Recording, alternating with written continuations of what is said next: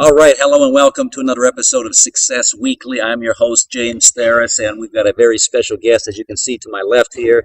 This is my brother from another mother. This is true. We got Sensei Tention online with us today. We are currently at the Martial Arts Super Show 2017, which is, I think, the 16th annual one of these. And Is it 16 or 15? I think it's 16. Okay. And the Sensei Tention just finished teaching a stellar seminar here at the Super Show for a packed house, and it took him, I don't know, about an hour to sign autographs and take pictures and things afterward. He's got a lot of new fans out here. So anyway, I wanted to kind of pick your brain for a moment because I know you didn't have any silver spoons No. on your way up through competition. And so this podcast is all about success and the principles that make people successful. So take us back into the beginnings of your training and trying to get on to the Paul Mitchell team and some of the pitfalls that you made back then. What was keeping you from being able to get onto that team? What did you learn from that? And what kind of shifts did you make to become successful and from there? So you want me to start from the competitive stage when I was started as competing, or I just started training in the martial arts? Probably right when you started training in martial arts and how it kind of led you there and what kept you plateaued and things like this. Okay, so my mother was about 13 years old, and my mother said that to me. She said, I can make you a gentleman, but I can't make you a man. And she said, you need to be around other men. And the karate school had several, strong big men in there, and she put me in the martial arts school. So I started training, and my instructor, who was Professor Sharif Nasheed, one day decided he was going to take me to a tournament. So I was a green belt. I took first place in forms. I lost in fighting, and I was like, man, I really like it. A lot. I want to continue to do it. Then he took me to another tournament 2 years later, which is the Battle of Baltimore, and I won first place in fighting, first place in forms. I was still a brown belt.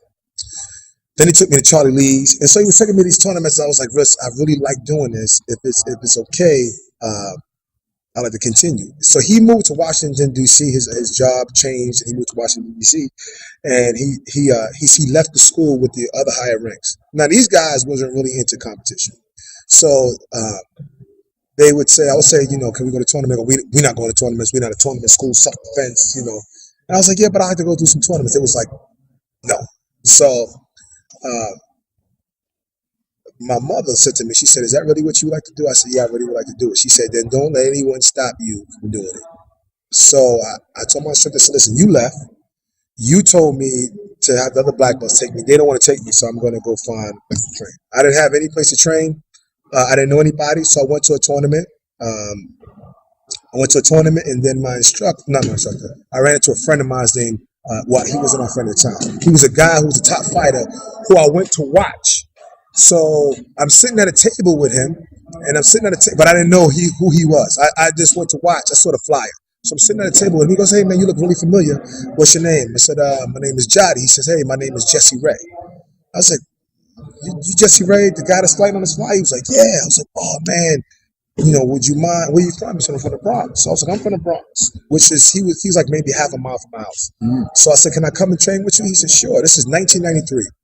He kicked my butt for about a good 5-6 years, man. I mean, but he would always be encouraging. He always said, you're going to be good one day. You're going to be good one day. And then I just started competing. And then so I started competing as a black belt, and I was getting smashed, man. I was getting my butt kicked. I was losing a lot of tournaments. And he would just say, you're going to be good one day. And then one day, I tried out for a team. The team told me I wasn't going to be that good. And this was the coach. He said, you're not going to be that good. You talk a lot, and you're not going to be that good. Because I was trying to stand up for Jesse getting a better sponsorship. He said, well, who are you to tell me he should get a better sponsorship and you're not that good?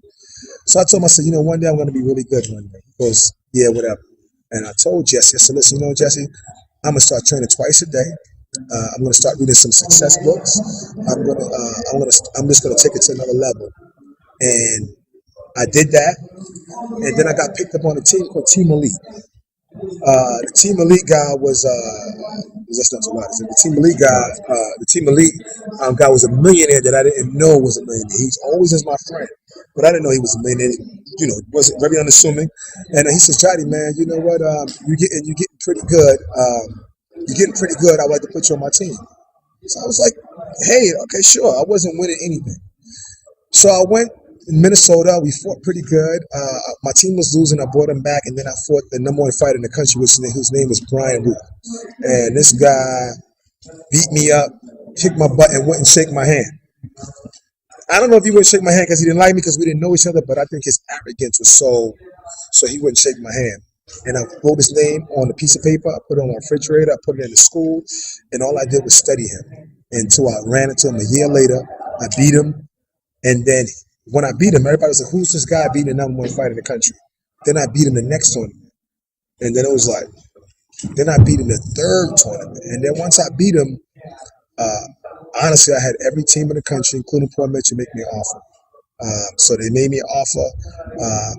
I didn't want to fight with Paul Mitchell. I wanted to beat Paul Mitchell. So I told him I think about it. And I remember Coach Don Rodriguez like, you think about it. He gave me that look like, this is Paul Mitchell. You think about it. I was like, yeah, I think about it. And So let's back up. Did the guy shake your hand after you beat him the third time? this was funny. That's just a great question. He didn't really shake my hand because the second time we fought, when I beat, he saw me the second time. Then it was like, this is the guy that beat me the last time. Let me get him. And then I beat him again. And that's the third time was he came to New York City a tournament. He flew from Kentucky just to find you. Yes. Yep. And he stood right next to me like this. and I beat him again. And I think at that point when he realized that this guy is good, it wasn't luck, it wasn't. And then he kind of like did like that to me. And then right after that, he was on Paul Mitchell. So when when Paul Mitchell asked me, and I told him I didn't want to fight with them, I wanted to beat them because they were the standard. And my mother said to me, she says, "Is anybody in your circle training like those guys?" And I said, "No." She said, "You need to put yourself around guys who want what you want the way you want." And so I finally. And that was your mom. It was my mom. So your mom has had a huge impact on your success, it sounds like. Oh, listen, I wanted to quick ride. I was just about to get my black belt. I was 18, and she told me I'm not allowed to. And I said, well, I'm 18 years old. I don't see the big deal. I'm 18. I should be able to make the choices. And she said, there are no quitters in this family. And as long I want to meet your mom. Yes. She was like, as long as your last name is Tention, and you live in my house, you do what I say. And she was the kind of woman that you couldn't go back. You couldn't go back to her and have a conversation about what she said you wasn't going to do because it was one of these come like, didn't I have that conversation with you? So I knew better. And that crossroads when I wanted to quit and her not letting me was probably one of the most single best things that she ever did for me because it opened up to all of this. Me went to my own school, and man, that's why I really try to take care of my mother extremely well because it wasn't for her guidance, I wouldn't be in the situation that I am right now. Oh, that's fantastic. I'm as a martial arts instructor, you can probably relate to this as much as I can. And there's so many parents that the minute their child doesn't enjoy it anymore, they're right at the cusp of making a big breakthrough, and they're dealing with some frustration because it's not fun when we're not any good at it, right? Yes. So they try to take the pressure off by saying, "Well, I don't want to make him do anything that he doesn't want to do." And they don't realize how later in life that's going to hurt them. Kind of like the little boy that finds the cocoon and tries to tear it open to help the butterfly fly. And actually hurts him in the long run, right? So, yeah, you had exactly what you needed for a mother, and so many parents are afraid to be parents. They want to be friends with the kids. And I mean, you're a walking testament to. Man, I'm like I said, if she sent me that I couldn't leave, I would be sitting at somebody's desk right now with regret, wondering what could have been, should have been, would have been. And she just had that vision. She said, you're not going to quit. She was also the one who told me to open up a school. And I remember opening up a school, and I said, I'm going to charge $80 a month. And she said, no, we're going to start with $100. And I was like, well, I don't want anybody. And she punched the table. She said, listen, they're going to pay you $100. Stop lowering your level. And she just always instilled that. This was 2002. And but my mother, when I started competing, the thing with Paul Mitchell, to go back to that, when I got on the team, that's when me and Brian Root started speaking. He really wasn't, we never really had a tight connection, but the respect was established. He would be like, I respect you, man. You give me one of the hardest times I ever had. So, we started being cordial to each other at that point. But it transitioned from me. I was tired of losing. I wasn't content, and I just took that extra step to get better. And then and what I did was I started seeking out some of the best instructors, going to their house, sitting there for weeks, and I just started studying their habits and their ways. And then I would try to come back to the school and just do whatever they showed me. I would drill it 5,000 times, find a drill to make it harder, and I would just, just train, man, for this thing. So I love the competing, the passion of it. I never made excuses if I lost. I hated losing. I would do whatever it was to avoid that feeling. And I always felt like I wanted to put myself in a position that I deserved to. Not because of my physical gifts, just because of my work ethic was just so high that when I looked at that person, I knew that I worked on an Easter, Christmas, 4th of July, whatever holiday or advantage I could take, I would do that to be able to be successful at this particular activity. And I just try to apply that with everything now. So how do you think that translates into non-martial arts success, especially the hating to lose? Just in overall success. So let's say somebody stops doing martial arts and they start doing soccer, or they decide to go to college, or they decide to get married. And how does that skill translate into success in these other things outside of the martial arts? I think success is a mindset. I think that it is whatever it is that you want to be successful with, the same concepts apply. I'll give you a perfect example. I remember fighting a really good fighter, world class, and I beat him in the grand championship by 1.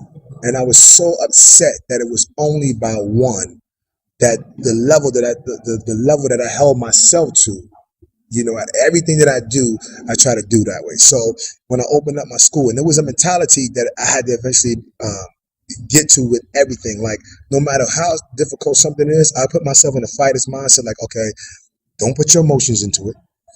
Make the adjustments. Where's the fault that you had? And I just use that mindset with everything. And then if the school is doing good, I go, okay, that's still second place. I want grand. I want it all. I want more. I want to raise the bar. I want it. So anything that I did, as far as training hard, sacrificing, doing twice a day, I apply those same principles to the principles of whatever I'm doing. If it's school, if it's in the relationship, if it's dealing with some knucklehead in the street about, like we just walked through the footwork today, and a person kicks at you and you can sidestep. But sometimes people give you nonsense and rumors and just gossip and negative energy, and I just sidestep. I use all those same principles. Like, I don't have to engage. I could just go, I'm going to let that pass me, and I'm going to make another adjustment over here. And I just try to apply all of that into whatever it is that I'm doing. And I've done that with my business, and it's just been really great for me. But in anything, I always tell my guys, whatever happens is your fault. And as long as if we don't blame judges and we blame ourselves, that we can always find a way to get better in anything that you do. So when I'm down and I get those moments, when I'm emotional, when I'm mad at somebody, I go, wait a minute, no emotions. What is the task at hand? What part is your fault? Fix it. And then everything from that will come from that. Everything from there will come from that. That's fantastic. And that's just my mindset with everything. So what were some of the things that like pitfalls that you had early on that kept you at a plateau that kept you from going? What was the missing ingredient? You know what? I think satisfaction is a death of desire, right? I remember feeling like this. I remember I was winning, and I remember because there's levels to it, right? So I remember a guy named Nasty Anderson, who to me, Steve Nasty Anderson, and I just finished beating Brian Ruth, and he said to me. And this would change like my mentality, because I was working hard, I was training, and he says to me, Jody, I watched you fight Brian Ruth. I said, he said, you beat him. I said, yeah. I said, yeah, I beat him. He says, I think that you're better than Brian Ruth. And me, with some kind of arrogance, I said, yeah, I think I'm better than Brian Ruth too. Like that, he looks at me and he goes, you are better than him. You're not that much better than him. And he said, and I just kind of like, oh wow.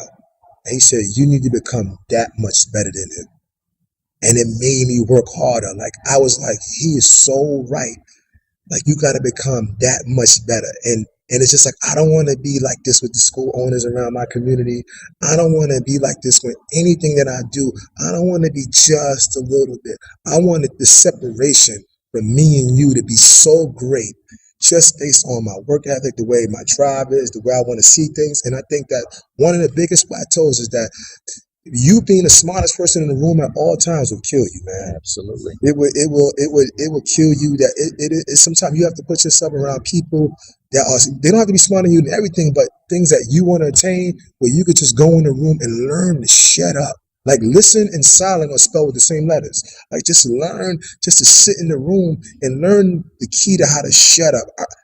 Say that again. I don't know if our listeners caught that. Listen and The silent. word listen and silent are spelled with the same letters. And That's deep right there. you know, and I remember going to see Anthony Price in 1997. I didn't know him; he was a top guy. And I said, "Can I go to your school to train with you in Cincinnati?" He looked at me. He said, "Sure, come on." And I get to this school. I'm a young guy in there, and he's doing front kicks, and I'm going. And ain't nobody doing no front kicks, but I'm behind him. So he's first throwing front kicks at the pad. And I'm getting real like, I didn't come here for that. And then, and no sooner than I said that, the second thought was, he's the champ. And if you want what he wants, shut up and do what he does. And I just got in line, and he did front kicks, I did front kicks. He wiggled his fingers, I wiggled my fingers. And I just started trying to copy what I saw. What even if I didn't do front kicks, or even if I wasn't there, that was my arrogance of me trying to tell him what I thought he should have taught me. How are you going to come to somebody and tell them what you think they should give you? And I think that's that right there, getting that, like you said, the cocoon, leaving that old mindset to get a new mindset is the thing where the growth is, man. When you learn something, you unlearn it, you relearn it, you improve it. It's just like our curriculum. You always tweaking it. You're always tweaking your schedule. You always, it's the same thing. Nothing is forever. It's always something. So I think that mentality really helped me get through my lows and highs. I remember one low, I lost to the same guy, Trevor Nash, 3 times in a row. And this guy beat me. And the third time he beat me, they made such a big deal out of it. And I haven't lost to somebody 3 times in a row in years. And I didn't know what I did wrong. I literally didn't know. And I was like, man, what am I doing wrong with this guy? I got to figure this out. So I remember going to the school. I remember having this brown suit that I wanted to wear in Washington, D.C. the third time he beat me. And I had the suit, the shoes, playing everything. And all my friends were like, are we going out tonight? I said, I'm not going out. I don't deserve it. They said, come on, man. And I put myself on punishment for not doing what I was supposed to do. And I think the other thing is we don't hold ourselves accountable. Like we always pat ourselves on the back or make ourselves feel good.